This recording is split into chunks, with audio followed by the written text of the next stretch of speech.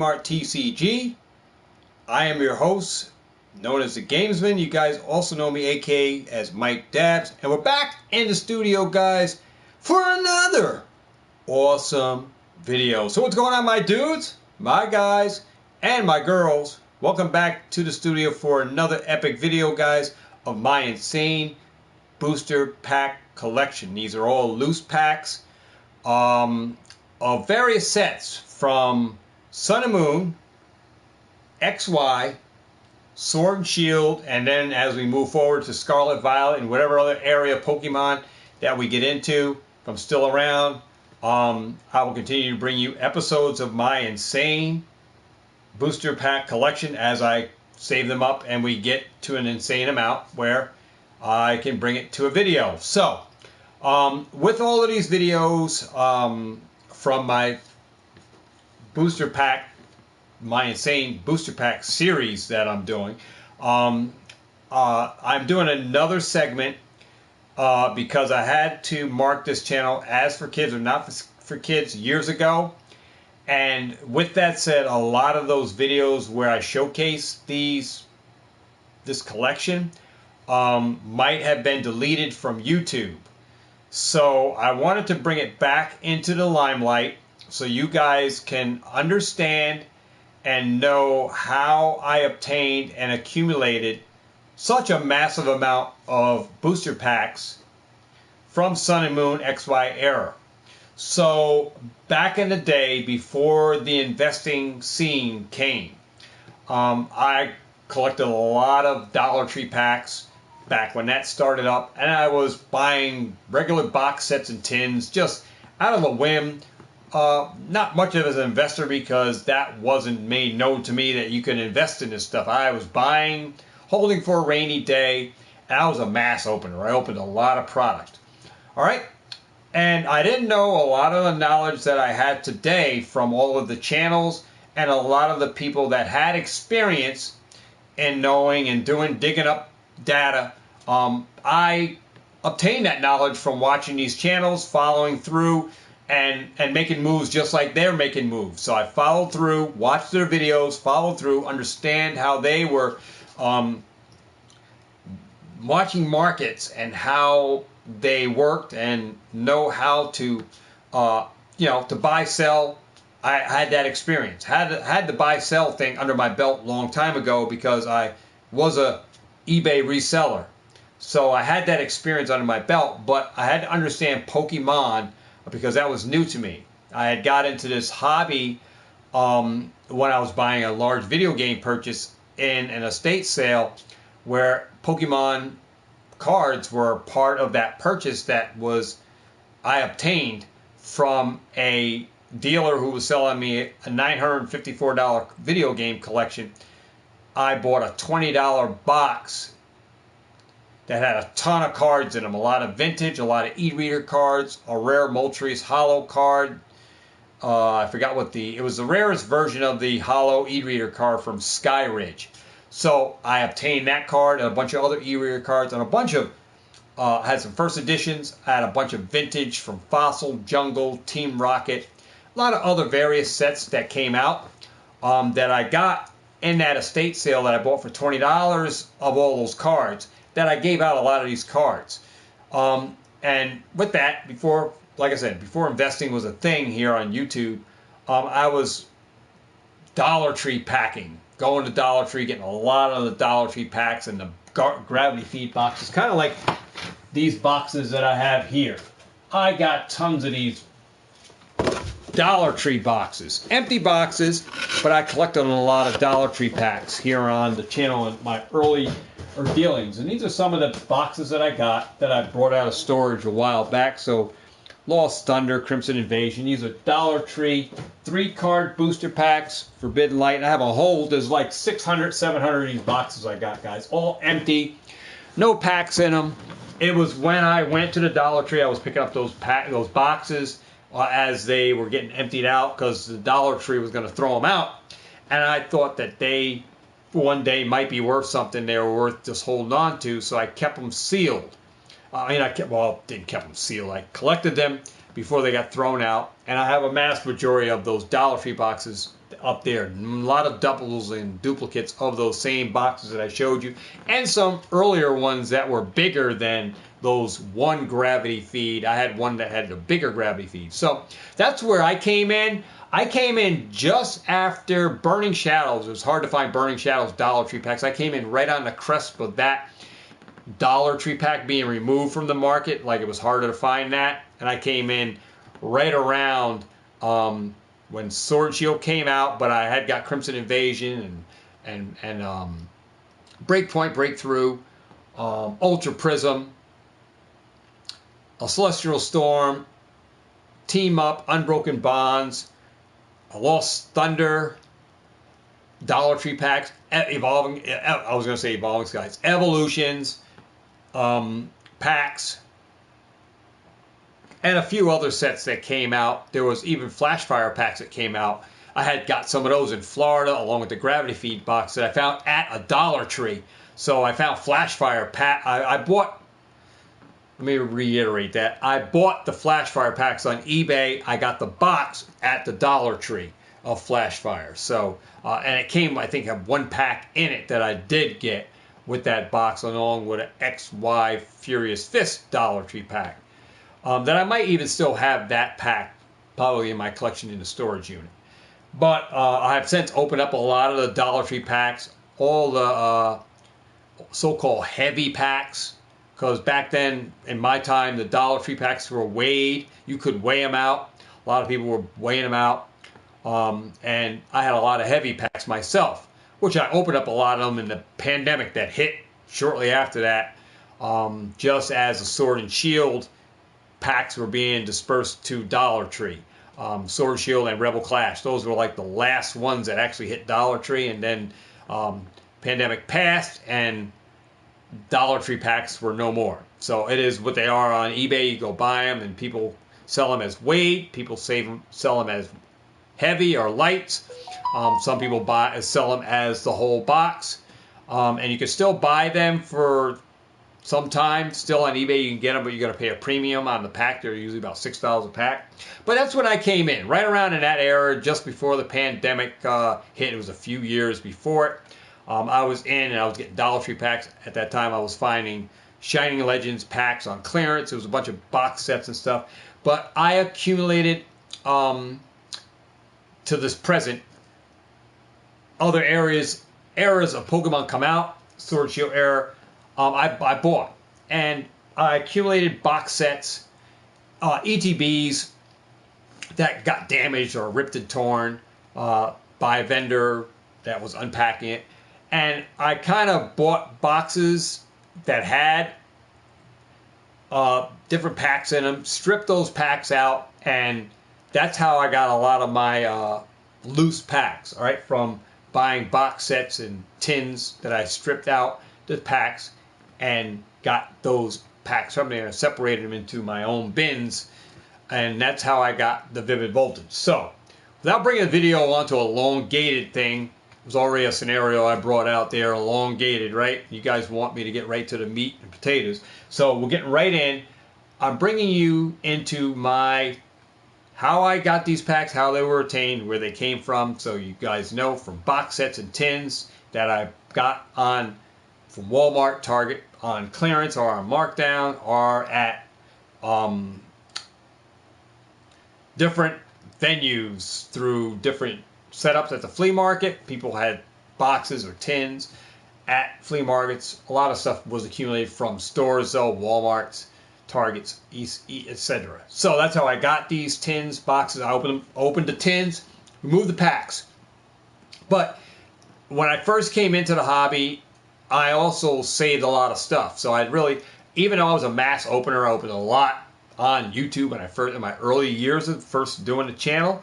I opened a lot of packs, but I did spend a lot of money and buy a lot of stuff that I eventually unboxed and got the packs out. So that brings you to my Vivid Voltage, Sword and Shield Vivid Voltage, my insane Vivid Voltage booster pack collection. So with that said, we're going to flip this camera around. I'm going to turn it around, bring you over to this other setup. We're going to put all these packs on the screen. show you my insane Vivid Voltage booster pack collection, all sealed. And we'll get into the meat and potatoes of that. So with that said, let's get over to the other screen and we'll get that done. And voila, we're at the table. Sorry all the bouncing around, but that's how I can bring you guys over here without having another camera set up, which those will be in the works to actually do dual screen and stuff. So here we go at the table here into my insane Vivid Voltage Sword and Shield booster pack collection. We'll get these packs up on the table. So these packs are a little bit shorter in stack because I have multiple sets inside the bin along with this for multiple videos that I'm going to do. So more videos to come on my insane booster pack collection. So we have Sword and Shield Vivid Voltage. Guys, my insane Vivid Voltage collection of just loose booster packs. So we'll get these up on the screen. I will screenshot these over to my Instagram. Follow me on Instagram, PokeTuber Jedi Hustler. Sure you hit that up. Link in the description to the Instagram, where there are tons of photos on my Instagram page. Tons of photos up there. This is the final video for today. Outside of any kind of like zombie video game play of Call of Duties. But hey, a lot of this stuff is all first print run Vivid Voltage stock. All these packs from first print runs of Vivid Voltage. So most likely there will be the best pull rates. A lot of my stuff is first print run stuff that I bought. So I'm just going to balance these all out too, because some of these are higher than others. Oh, there's a Darkness Ablaze up there, see? So get that out of there. Whoops. Kind of balance them all off so the piles are even. Is there any more? Just want to make sure ain't no more Darkness Ablaze in here. Alright, that's all Vivid. Alright, just want to make sure ain't nothing hiding in there that's not what it's supposed to be.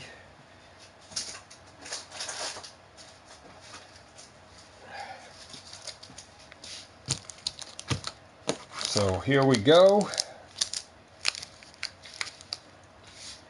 I think that about well, we still got more. Still got more piles.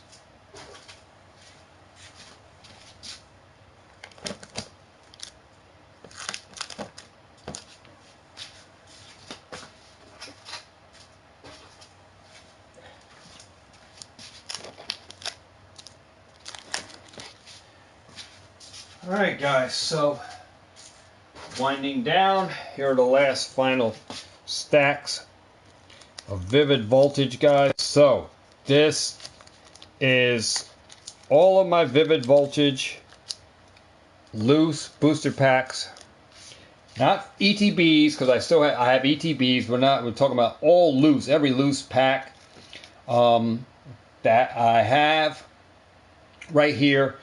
There is a total of 318 packs here on this setup, with a pack value, not crazy price yet on Vivid Voltage, $3.20 TCG player price. So it averages out to $1,017.17 in value pack price on the open market. So that's what we got for Vivid Voltage here. So that's my insane loose pack collection. Now the prices will vary based on market, and demand for the product. As this stuff ages, prices go up and it goes down. It varies, but perfectly when this ages enough, the prices of this product should go up. Some of the numbers on some of the sealed product sets. Some will age with a higher price than others. All right, so that's to be determined on where this goes. I don't know. We have to wait and see. It's a waiting game with this kind of thing when you have packs that you are investing in and holding for sealed collections and stuff like that. All part of an investing hobby nature of what we do here. Price is going to vary on sets, and there are other sets that are better than this that you can invest money into. But since I got into these at the very crest of everything, before prices even took up, I'm happy with having this portion. Of course, for the price, $3.20, it's still at a great buying time where you can buy more Vivid Voltage if that's what you want to do to add to the collection, because the price really didn't hit any really big number yet. So still a good opportunity to buy into Vivid Voltage for sure if you want to. If that's where you want to go where you're investing, then you can buy packs still for $3.20 TCG Player. All right, so we have Vivid Voltage. Again, 318 loose booster packs of Vivid Voltage. It's a $1,017.17 value with those packs at TCG Player price of $3.20 worth of packs here. I will be doing more of my insane booster pack, their loose booster pack collections for 2024. So there'll be more videos coming up with more sets, all right, of different sets of my loose booster packs. So you guys can see that I'm in this knee deep. I'm in it deep. I have a lot of money tied up in Pokemon that, if I'm talking about investing, you guys know that I stand behind everything that I'm preaching, everything that I'm teaching here on the channel that I'm trying to show you guys. So same thing with Alex from Nostalgianomics. We're not just telling you guys stuff. We're actually right side by side standing in the water. We're wading the water with you guys. We're right in here, hands and foot, wading in the water. We're doing exactly what we're telling you. We are investing in products that we believe are going to go up, and we're even teaching you about liquid items. There some stuff that you want to go a little more heavier than others. Like there are surely better sets than Vivid Voltage. Like if you had a choice between Vivid Voltage and 151, which would you rather have more packs of? What do you think will sell more if you were to have those? Absolutely, 151 will outpace this for sure. Will probably do better than Vivid Voltage. There are other sets, obviously, that will do. Crown Zenith will probably do better than Vivid Voltage, all right?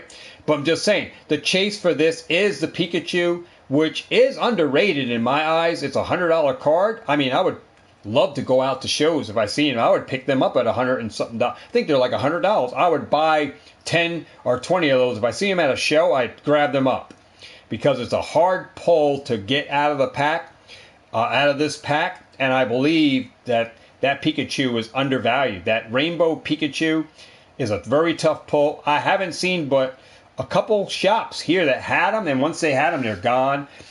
Even when in Jersey, I haven't even seen that card up. You very rarely see these cards, just like the Charizard from Burning Shadows. Out of shows, how many people in the show have them? There's only a handful of people that have certain cards, certain Rainbow Rares and certain Umbreon cards and stuff like that will have certain cards, like when you go to these shows. And once somebody buys it up, that person, that dealer won't get another one until he actually gets something from somebody who brings it in that they're buying. So that's another aspect of this hobby that I'm looking to get into, is buying at shows, going to shows, setting up a table, sell my product back at the shows for market price, use it as trade leverage to leverage out against products that I'm taking in. If I'm buying ultra rares, I'm buying high-end slabs, I have product in my sealed collection that I can leverage out that people might want. Hidden Fates, Evolutions. I can use all of those packs, ETBs that I got as trade leverage for slabs, single cards that I'm looking to acquire, and I don't have to spend out a lot of money, but I can go with money to buy. I can set up an Apple Pay, I can set up Venmo, I can set up Zelle, set up Cash App, and these are payments where I can pay out people for their collections and buying their binders, but they come to the show to sell me that stuff, and I buy them, and I'm able to buy at a percentage, and based on the percentage that I'm buying at, The higher end stuff I pay at a higher percentage. Lower end stuff that is less liquid, that won't move as quickly, may tie me up for a little bit, because there are other products that will sell faster. I will pay higher for that stuff because it's going to be more liquid for me to sell, and it's going to be in-demand products. So our items or cards or PSA slabs, that will be easier for me to sell and get that money back rather than tie it up in a bunch of ultra rares that are dollar cards that I'll pay lower percentage on. So there will be percentages that I will be buying at when I set up at shows, because I'm really considering setting up at shows. I watch a lot of YouTube people that are successful with buying and selling, especially picking up, buying sealed product and buying slabs at a percentage at shows, PSA graded slabs. And I think that will definitely help me to compete if I'm able to go to shows and set up and buy cards at a higher rate than the card shops in my local area will pay them. So if I'm competing locally, I'm getting the cards at a cheaper price. I'm able to compete and get cards that I'm looking for to add to my binders, and actually cards that I can grade. Because if you go to TCG Player to try to get cards to grade, that's not the avenue to go, because most of the cards on TCG Player have already been pre-graded by people who are selling them. So people who would grade cards probably already going through those cards saying, this is not a grade worthy 9, this is not a 10. I'm going to sell it on TCG Player. I got a stack of 50. I'm going to sell all those, and I'm going to sell them at a fraction. Somebody want to buy a group of them, then I'm going to sell them. But they're only going to be 7s, 8s. That's about it. They're going to come back a 7 or 8. They're not going to be a 9 or a 10. So these aren't grade worthy. So if you're shopping on TCG Player to think you're going to get a PSA specimen, you're not. Where that action happens, guys, is you have to open yourself up to go to shows. And if I set up at a show and I bring everything from XY, Sun and Moon, and I bring even some high-end stuff that I got to the shows to use to leverage out against people who are selling to me, I can compete. My card shows buy at 40, 60. So my card shops will only pay you bring in Charizard alternate art from Brilliant Stars, $120 card, right?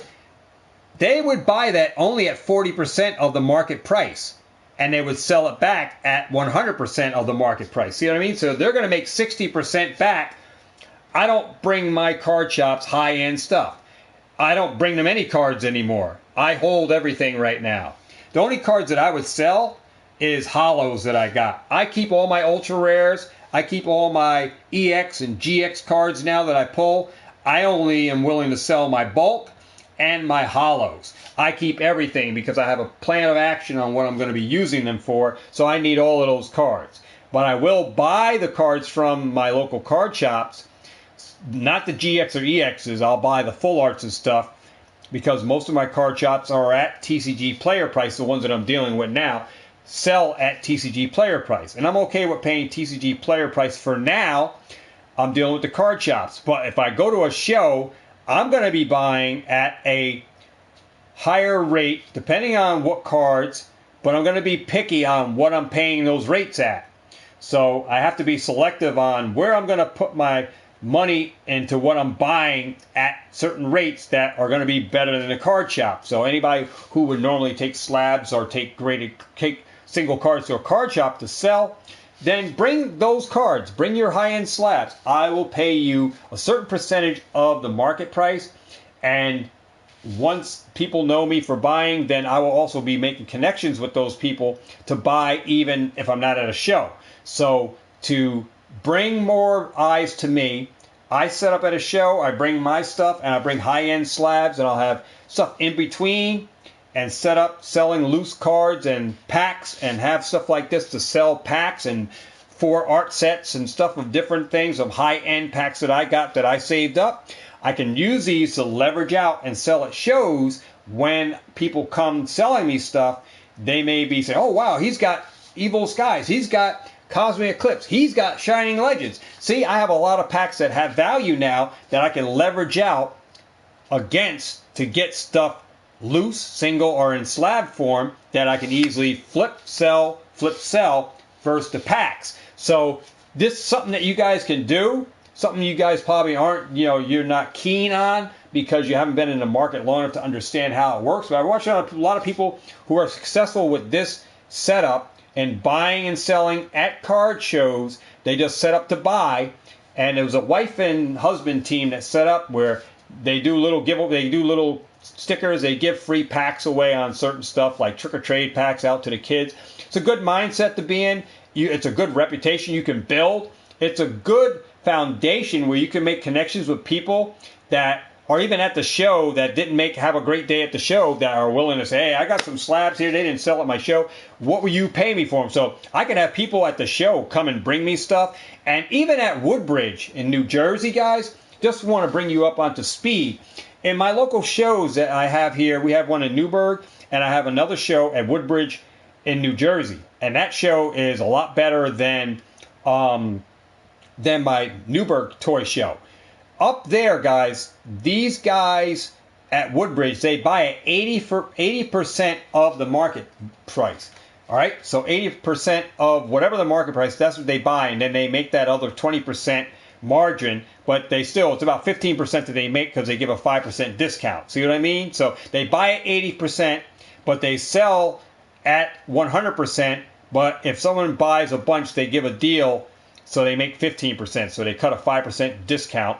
And they still profit because they only paid 80%. So, and that's on high-end stuff. They're paying bigger percentage. All right, which is better than any local card shop you go to. They're not paying on that same scale. And a lot of card shops do not buy PSA or graded slabs. All right, a lot of card shops do not.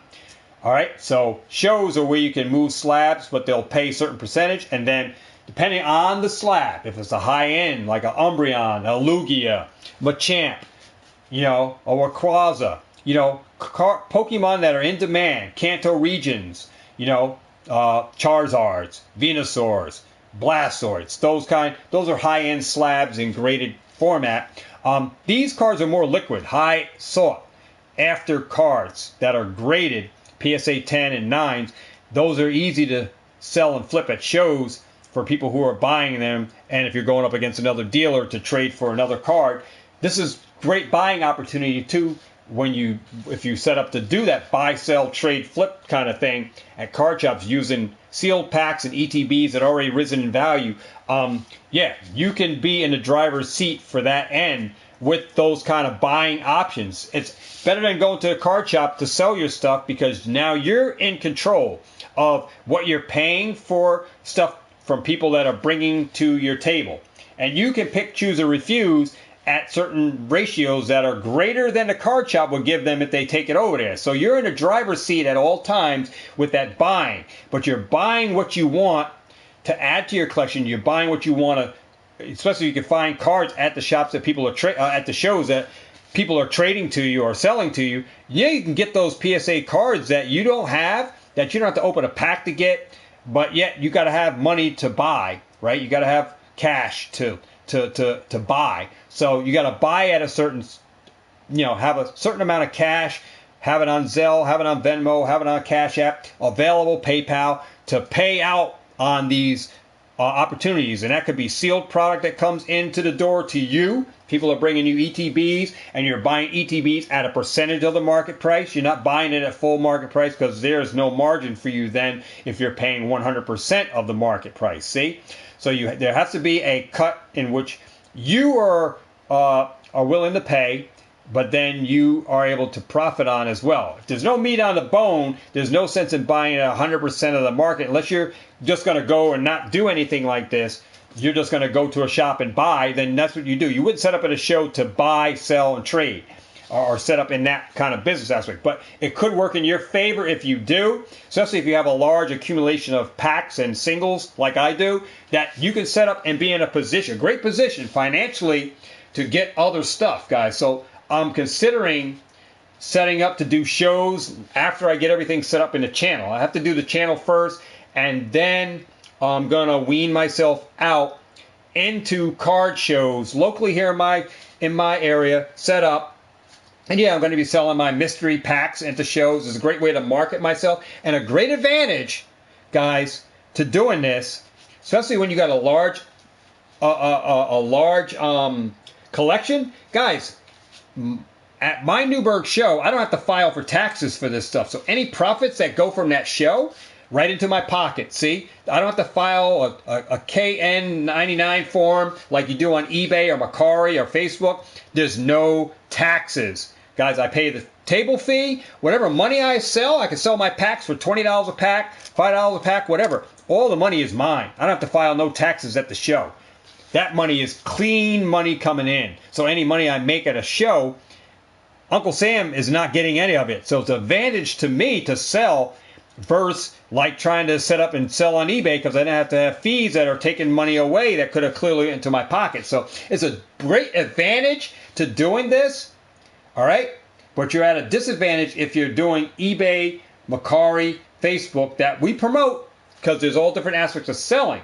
But there's a great advantage to you setting up in shows to sell your stuff in a buy-sell trade, especially if you're going to buy slabs, you're going to sell, you're going to use the packs to sell to people or to use as trade for binder collections. It's a great way in your community, especially if you're doing just local shows, right? I wouldn't do a Woodbridge show. There's just too much competition, and I like to buy up there, so I strictly know that, you know, I know my lane, so I'm going to stay in my lane locally, just to buy locally, to build my name. And I can also draw people to the channel from handing out my business cards right at the show to draw them to the YouTube channel. So it's a great way to promote the channel right at the show, buying locally in my community. And it's not costing me an arm and a leg to buy a table, to set up one table. And if I grow, then I buy and expand and get another table. All right. But I have to buy my display showcases again to host, you know, low-end stuff, medium size, and then high end, and then the same thing for medium slabs, high end slabs, and then some mediocre mediocre slabs, but only PSA. So some low end, some medium, and then high grade stuff. And then I would trade at that same level, you know, depending on what persons are trading me for certain things. Like if they're trading me some stuff that is less liquid and they want a high-end stuff, I'm going to want more in that trade for that stuff, because I'm going to hold this stuff longer, especially if there's a lot of Vs and VMAXs and stuff like that. Those cards are dollar cards, $1.50, 75 cents, but you want an Umbreon Alt Art and a PSA graded 10. I need a lot of that stuff in return to make up that gap, because that Umbreon is easier to move than all of those loose cards. Yeah, it gives me a lot of cards to sell and put into the low case end, but it's going to take a lot of time to sell all those cards, especially if there's so many of them. There's more of those than there are that Umbreon. I only have one Umbreon, but I got all this bulk VMAX and V cards that are not even full arts. They're just regular Vs that have the tendency to go down in value. They're really dollar cards, 50-cent card, 25-cent cards. So I would need a lot of that in return. So I would most likely decline on something like that, depending on what it is, definitely for sure. And I would only look for high-end, in return, high-end full arts and stuff for that trade, because, you know, it may be a gradable high-end card that is raw, but I'm getting it at a fraction of the price that I'm able to take and grade and bring to my table. See what I mean? And it makes it a high-end slab now, so instead of a raw card. So there's an advantage to doing this, guys, but it's a great opportunity for you to promote your channel and to build a connectivity with your community. So in your own neighborhood, you know what I mean? So it's I think that's gonna work. So I talked to the wife, told her this was my plan. So going forward, like after I get everything on the channel, then I'm going to be looking at setting up in my local shows and probably buying like at a $5,000 value, $5,000 limit, buying $5,000 worth of stuff, at the show, and advertise it here locally on Facebook. Hey, Pokemon TCG, we're buying $5,000 worth of product. Bring your sealed, bring your slabs, bring your booster packs, bring your sealed stuff, bring your loose cards, high end, low end, VMAX, V cards, amazing rares, or bring them to the show. I'm going to be here from 5 to 7 or whatever the hours, right? So people come to see me. I can tell them about my channel, give them a business card, show them my social media. They have a point of contact to hit me up, reach out to me. I have the phone number back up for them to call me. So now I have a point of contact, a point of where they can get me on social medias. So now I have people that can reach out to me outside of me being at a show that may open a lot of stuff, that have more stuff that they want to sell. Now I can buy that, and I have no Uncle Sam bothering me for taxes and stuff, and I just go back to the show and rinse and repeat, sell and buy and trade right at the show. And there's great opportunity, guys. So that's something you guys locally can think about in this investing helm as you build your collections and as stuff goes up in value. You can buy, sell, and trade, set up something like at a show, and buy a small table for $70, get one of those nice plastic tables from Walmart, a folding chair, and have you and your wife or you and your son or whatever come. You buy into the show, you talk to one of the people that do the show, say, hey, I want to get a table for February's, or March, Collecticon or whatever show you're going to do in the mall, in a hotel, wherever it's going to be, wherever the show is going to be at, you want to be there. You want to get a table. They're selling 2 tables, $35 a table. You want to get 2 tables, $70. You come in there, you set up your stuff, and now you sell, and now you buy, and you set up the percentages on what you're buying at. And then if you promote it in your community, people come there. You tell them, say, hey, I'm going to be buying, and when you're at the show, man, your eyes are on you. People are going to come to your table, say, oh, dude, man, I never knew you had this. People are going to see you. You're going to make connections with people, and people are going to have sealed product. You're going to be able to make connections, and hopefully I'll make even more connections with people that have Japanese booster boxes, and I'm able to get even better pricing on buying from people who have other products and have other connections other than myself, and I make another connection that benefits me, man, to help build my collection and build my portfolio on sealed and helps me out. So there's opportunity, guys. That's all I wanted to share, but this is about my Vivid Voltage booster pack collection, but I wanted to share some other stuff that you guys may not know, that in this hobby, in this collecting, investing, there's other doorways that open up, other pathways that open up as you get more involved in the sealed investing part of it. So there's all doorways open. All right, a lot of doorways, a lot of channels open up for you. All right, a lot of pathways become open for you. All right. Other than that, I want to say thanks for stopping by. I want to get out because I want to go down to the card shop, so I got to pick this up. This is the last video. I have more videos for content for the sealed loose booster packs, and there'll be more videos, man. Sunday and Monday are when I do these kind of videos, when I got time. All right, go check out. I do add these to my playlist, so there are playlists out there for many openings, many reveals on my sealed booster pack collection. And it's just to showcase a lot of stuff, a lot of videos I had to mark. I lost them just to bring eyes to show everybody where I get these packs. So in the event that these do move to a pack break or something, you know where these packs came from. All right, so just so everybody's understood and it's clear, this is where I get my stuff from, doing these videos for your edification on that aspect. And, that's where it is. So with that said, guys, really appreciate everybody stopping by. Appreciate all the new subscribers we got. I appreciate all you old subscribers. Come on back, check out the playlist. Check back. Videos are up on Sunday and Monday, and then we do get late night videos with Call of Duty Zombies. Some people have been loving that. I've been getting some copyrights on my zombie Ascension videos.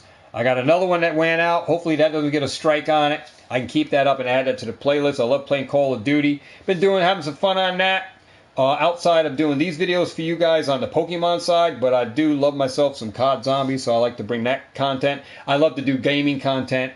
So we had Ambrose on here. He did a Prince of Persia. Check him out on the channel. My grandson learning the game as well, and also learning Pokemon collecting and buying and selling. So with that said, thanks everybody for stopping by. Appreciate everybody. Like on this video, subscribe, or consider subscribing. Share out this video on all your social medias. All right. Click your bell to know your notification on if you like content like this, and go check out all my other videos that I have been adding to playlists. So that's it. Thanks everybody. I appreciate you all. I'll see you all on all my next videos Sunday and Monday, where we do Pokemon content and we do zombie content on videos usually at night. I do zombie content. Call of Duty Zombies. If you guys do play COD Zombies, hit me up. Jedi Kylo MGD47 on PlayStation 4. Send a friend request over. Have a mic on. Be ready to game. Let me know what you want to do. I can help you reach high rounds on zombies. And with that said, I play all other games as well. I play retro and current from Sega Genesis, Super Nintendo, NES, TurboGrafx 16, Xbox 360, PS3, PS4. All right, Switch, eventually maybe doing some Switch stuff. All right, and all other aspects in between. I buy, sell, collect, trade, and I'm actually got to get these games that I got for the Switch down to the game shop so he can put them in a showcase. So, with that said, guys, thanks. I'll see you guys in the next video. Remember to get out there and catch them all and have what? Have a ball. I'll see all who? All of y'all. In my what? In my next video. Do it now. Peace. Whole lot of love for you. And a high five. And I'll catch all you guys on the next video. Have a great rest of the week, guys. I'll see you guys in the next one. Peace.